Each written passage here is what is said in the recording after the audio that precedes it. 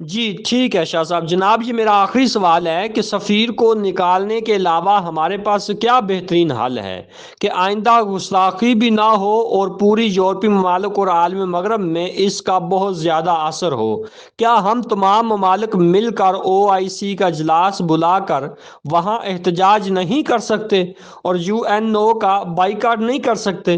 دیکھیں، جو آئندہ کا اب یہ معاملہ تو دیکھیں، ریپوٹیشن اللہ نہ کرے دوبارہ ایسا ہو تو چلو عمران خان کا ہی جو موقف ہے کہ یہ ایک ملک نہیں دوسرا کرے گا، جیسے انہوں نے کہا نا کہ اگر ہم نکال دیں تو کیا گارنٹی ہے؟ نہیں، اب ہم نے نہیں نکالا، اب گارنٹی ہے کہ آپ کوئی ملک نہیں کرے گا؟ یعنی عمران خان صاحب سے پوچھے، اب آپ کو گارنٹی مل گئی اگر آپ سفیر نہیں نکالیں گے تو آپ کوئی اور ملک نہیں کرے گا؟ وہ ہم سے پوچھ رہے تھے نا کہ کیا گارنٹی، ہم ان سے پوچھتے ہیں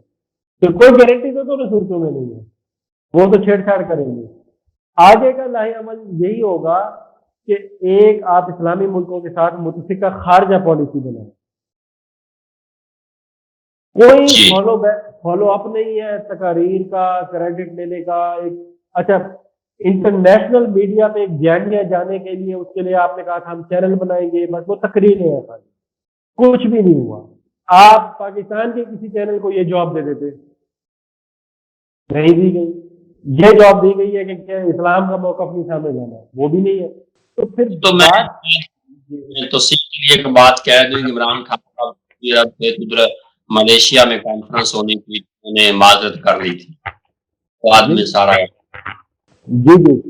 دیکھیں، اگر ہم اس میں خارجہ پالیسی بنانا چاہیں نا تو ہم غیر مشروط ایک خارجہ پالیسی بنا سکتے ہیں کہ ہمارے جتنے دوسرے معاملات ہیں، پاکستان کے کانفلکٹ ہیں، ایک اسلام سعودیہ سے ہیں، ترکی کے آپس میں ہیں، ان ساروں سے ہٹ کے پیورلی ون کاز کے لیے، ناموس رسالت یا اور ختم نبوت کے لیے ایک فورم پر ہم خارجہ پالیسی بنا رہے ہیں۔ اس ایشو کو دنیا میں اگر کوئی چھیڑے گا تو ہماری متفقہ اس فورم سے آواز جائے گی، اور ہم اس فورم کے توسط سے ہم سفیر بھی نکالیں گے، پروڈکٹ کا بائیکاٹ بھی کریں گے۔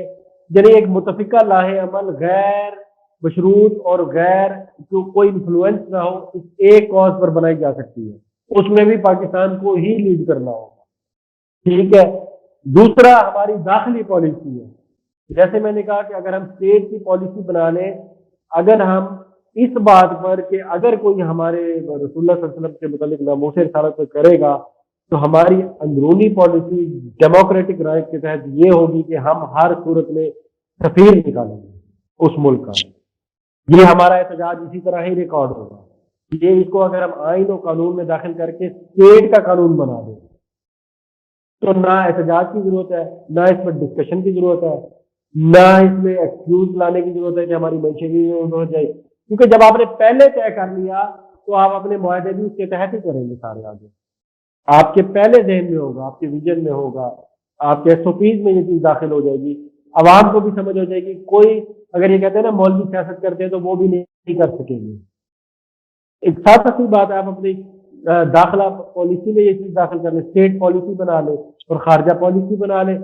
اور اس کے خارجہ پالیسی کے تحت آپ اپنے ٹریڈ ایگریمنٹ میں بھی یہ کلوزز ڈال سکتے ہیں، ٹھیک۔ جیسے سی پیک ہے یا جو بھی ہے، کہ یہ ایسا مسئلہ ہے، اس کو اگر آپ یہ نہ کہیں نا، آپ کہتے ہیں نا کہ وہ ہمیں انتہا پسند یہ کہیں گے، آپ اس کو یہ نہ کہیں کہ یہ اس لیے کہ مسلمان رہتے ہیں، آپ یہ کہیں کہ اگر ایسی صورتحال ہوتی ہے، ہم ڈیموکریٹک کنٹری ہیں اور ہمارے 90% مسلمان جو ہے وہ اس چیز کو افورڈ نہیں کرتے پاکستانی ہمارے،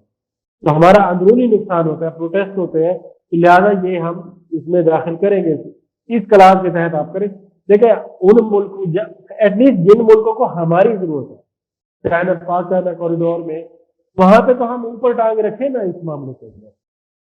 جی نہیں کر رہے کیونکہ ہم نے پالیسی بنانی نہیں ہے، اسلامی پالیسی بنانی نہیں ہے، اسلام سے کنسلٹ کرنا ہی نہیں ہے قرآن و حدیث سے،